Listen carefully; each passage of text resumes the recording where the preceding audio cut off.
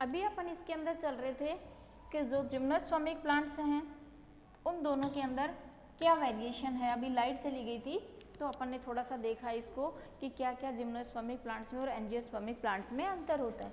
तो अपन कुछ पॉइंट्स और बच गए थे जिनके बारे में डिस्कस कर लेते हैं कि जिम्नोस्पर्मिक प्लांट्स और एंजियोस्पर्मिक जो प्लांट्स हैं उन दोनों में क्या वेरिएशन है।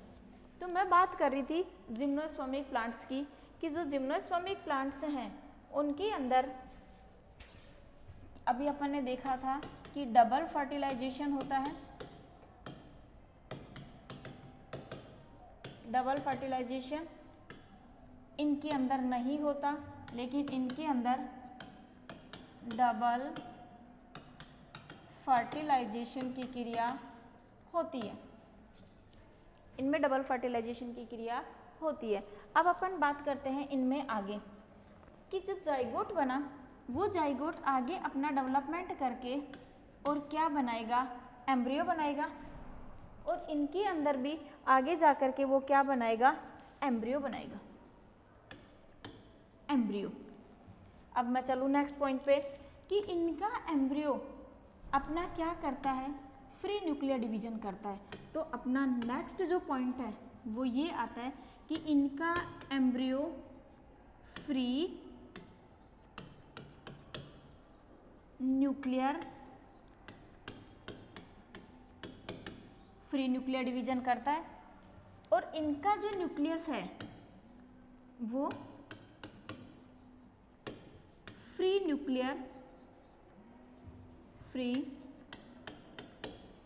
न्यूक्लियर इनका जो न्यूक्लियस है वो फ्री न्यूक्लियर डिवीजन नहीं करता है।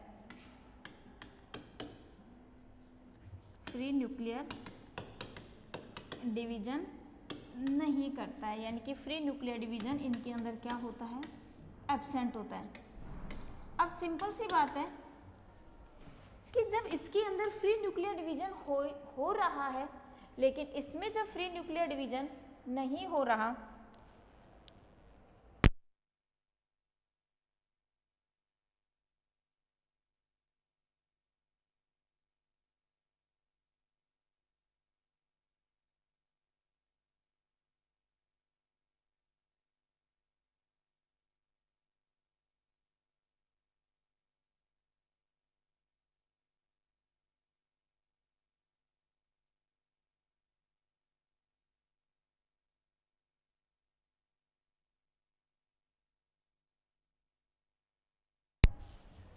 कि इतने जो न्यूक्लियस हैं ये न्यूक्लियस फ्री होने के बाद में क्या करते हैं, बहुत सारे न्यूक्लियस बनाएंगे, लेकिन इन्होंने तो क्या नहीं किया, फ्री न्यूक्लियर डिवीजन किया ही नहीं है।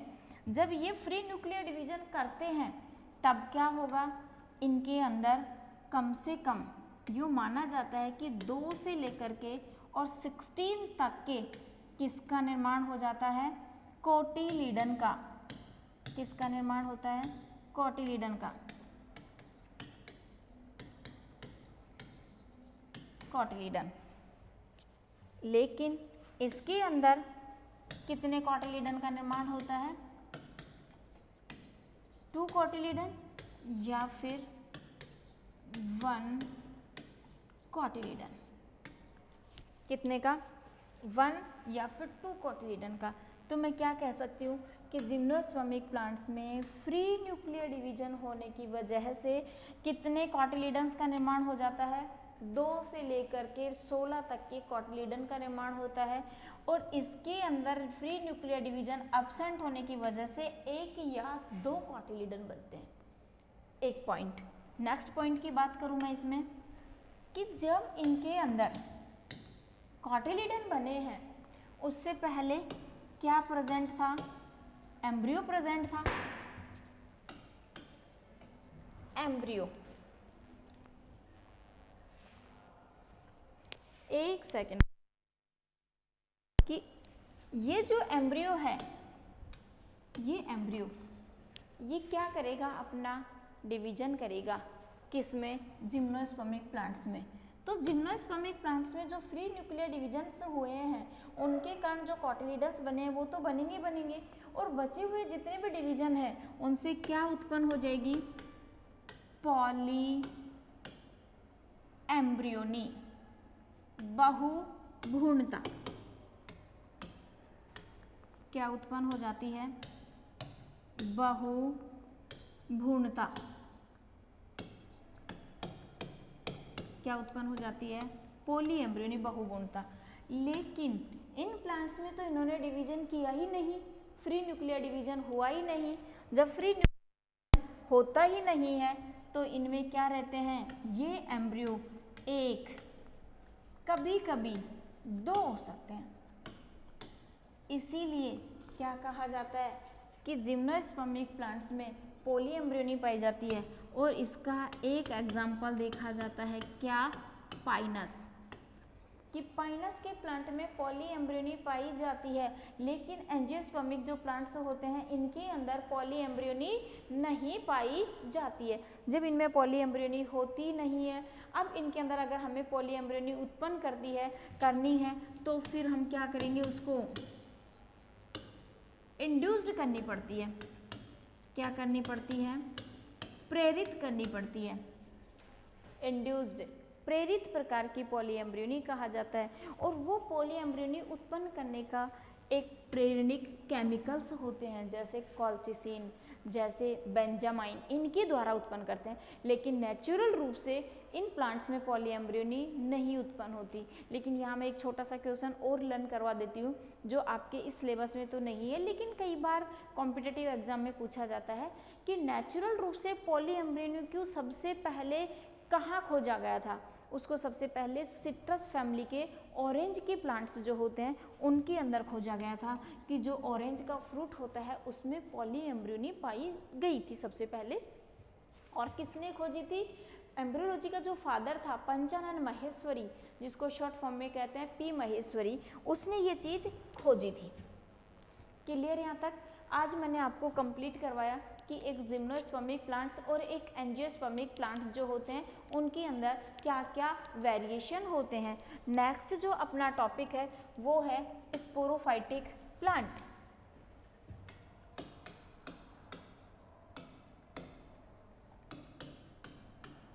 स्पोरोफाइटिक प्लांट, बीजाणुद्भिद पादप।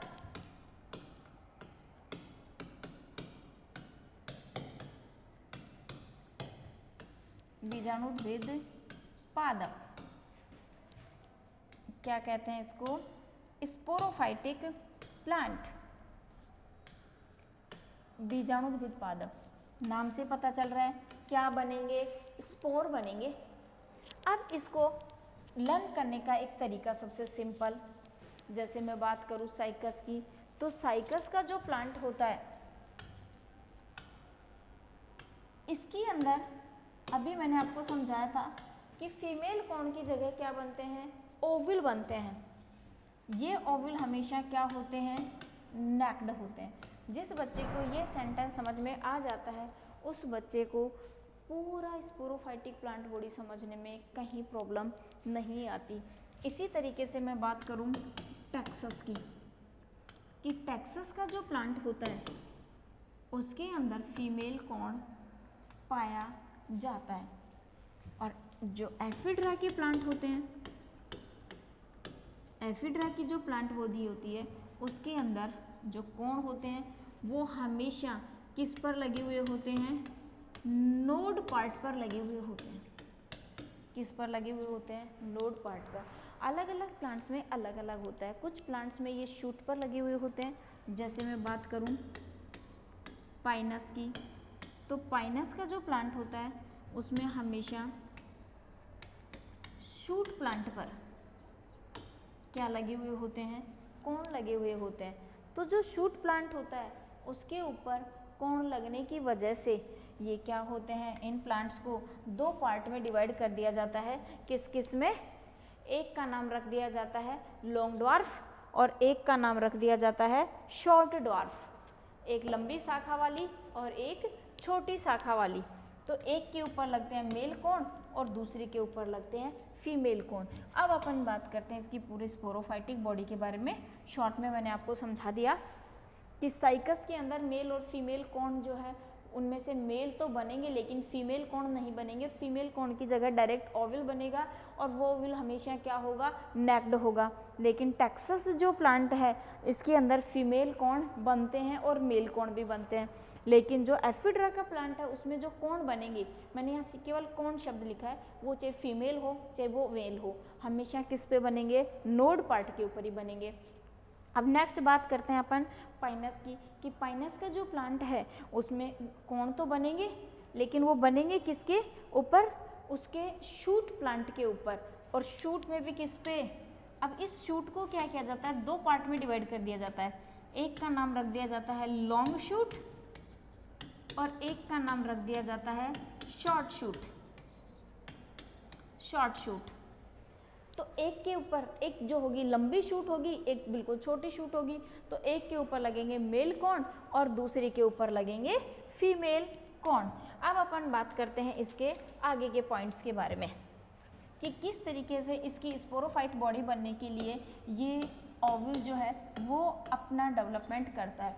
कि जिम्नोस्पर्मिक प्लांट्स में से मैं पर्टिकुलर एक एक मेंबर की बात करती हूँ। पहले मैं बात करती हूँ साइकस की, कि साइकस के अंदर जो ओवल होता है ये किसका डेवलपमेंट करता है, मेगा स्पोर मदर सेल का, जिसको शॉर्ट भाषा में क्या कहते हैं, SMC cell, megaspore mother cell. ये मेगा स्पोर मदर सेल क्या करती हैं, अपना म्यूसिस करती हैं, अर्धसूत्री विभाजन करती हैं और जिससे क्या बन जाते हैं, 4 हैप्लॉइड मेगा स्पोर। क्या बनते हैं, 4 हैप्लॉइड मेगा स्पोर। अब ये जो 4 हैप्लॉइड मेगा स्पोर हैं इनमें से 3 mega spore, 3 mega spore degenerate हो जाते हैं और एक मेगा स्पोर क्या होता है, फंक्शनल होता है। 3 मेगा स्पोर क्या हो जाते हैं, डीजनरेट फॉर्म में चले जाते हैं और एक मेगा स्पोर क्या होता है, फंक्शनल बचता है। ये बात हुई यहाँ तक। अब ये पॉइंट मैं सर्कल कर देती हूँ क्योंकि ये पॉइंट अपने काम आएगा किसमें, जब हम फर्टिलाइजेशन की प्रोसेस को पढ़ेंगे उसके अंदर। ये बन गया एक, इधर जो ओवल है उसमें ये प्रोसेस चलती रहती है, दूसरी तरफ जो मेल कोण है उसमें दूसरी प्रोसेस चलती रहती है। कि ये बना माइक्रोस्पोर, इसका डेवलपमेंट किसके अंदर होता है, माइक्रोस्पोरेंजियल सेल के अंदर। तो ये माइक्रोस्पोरेंजियल सेल जो है, माइक्रोस्पोरेंजियल सेल, ये माइक्रोस्पोरेंजियल सेल किसका निर्माण कर देती हैं, पोलन ग्रेन का, और इन पोलन ग्रेन से क्या बन जाते हैं, मेल गैमेट। अब इन पोलन ग्रेन से बने हुए ये male gamete in female gamete के साथ, ये मेल गैमेट जो पोलन ग्रेन के डेवलपमेंट से बने हैं ये किसके रूप में पाए जाते हैं, टेट्राड के रूप में पाए जाते हैं। ये चारों ही क्या रहते हैं, फंक्शनल रहते हैं। अब अपन चलते हैं आगे कि इन मेल गैमेट्स में जो फंक्शनल मेगा स्पोर है उसमें और इस मेल गैमेट के बीच में किस तरीके से पॉलिनेशन और फर्टिलाइजेशन होता है। तो नेक्स्ट हेडिंग है अपनी पॉलिनेशन एंड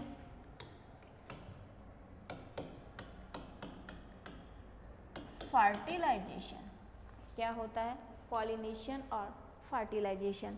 जो पोलन ग्रेन बना है, जो मैंने अभी आपको समझाया, किससे बना था, आर्कीस्पोरियल सेल से, यानी कि माइक्रोस्पोरेंजियल सेल के द्वारा। वो पोलन ग्रेन और उधर जो फंक्शनल मेल गैमेट था, ये तो बना दिया मेल गैमेट। और ये मैं आपको पीछे वाली स्लाइड में दिखाती हूँ, ये रहा माइक्रो मेगास्पोर, वो भी कौन से वाला, फंक्शनल मेगास्पोर। ये फंक्शनल मेगास्पोर और ये मेल गैमेट, इन दोनों का एक दूसरे के पास में पहुंचना, वन फीमेल गैमेट, इन दोनों का एक पास में पहुंचना क्या कहलाता है, पॉलिनेशन। पॉलिनेशन के बाद में क्या आता है, फर्टिलाइजेशन, यानी कि ये क्या करेंगे, अब फर्टिलाइजेशन की क्रिया करेंगे। फर्टिलाइजेशन की क्रिया के लिए ये दोनों क्या कर लेंगे, फ्यूजन कर लेंगे और किसका निर्माण कर देंगे, जाइगोट का निर्माण कर देंगे। किसका, जाइगोट का। अब नेक्स्ट स्लाइड में चलते हैं अपन। जैसे ही ये जाइगोट का निर्माण करते हैं उस टाइम, यानी ये वाली स्लाइड में मैं एक बार समझाऊं, ये दोनों, ये जो मेल गैमेट था किस में था, पोलन ग्रेन में। इस पोलन ग्रेन ने अपना क्या किया, जर्मिनेशन किया और इसके जर्मिनेशन से क्या बनी, पोलन ट्यूब बनी।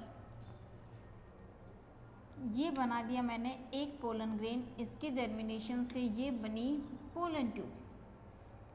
ये इसके अंदर प्रेजेंट है 2 मेल गैमेट, 2 मेल गैमेट। ये दोनों मेल गैमेट इस फंक्शनल मेगास्पोर के पास जब किसके द्वारा पहुंचते हैं, इस पोलन ट्यूब के द्वारा पहुंचते हैं, तो इसके लिए एक स्पेसिफिक नाम रखा जाता है, क्या, साइफोनोगैमस। क्या नाम रख दिया जाता है, साइफोनोगैमस, इसका नाम रख दिया जाता है कि ये पर्टिकुलर इसी के लिए जो है वो बनी थी। और इस प्रकार की पोलन ट्यूब जो हैं वो जिम्नोस्पर्म में भी पाई जाती हैं और एंजियोस्पर्म में भी पाई जाती हैं। यानी कि जिम्नोस्पर्मिक प्लांट्स और एंजियोस्पर्मिक प्लांट्स दोनों में ही क्या बनती हैं, इस प्रकार से ये पोलन ट्यूब का फॉर्मेशन होता है।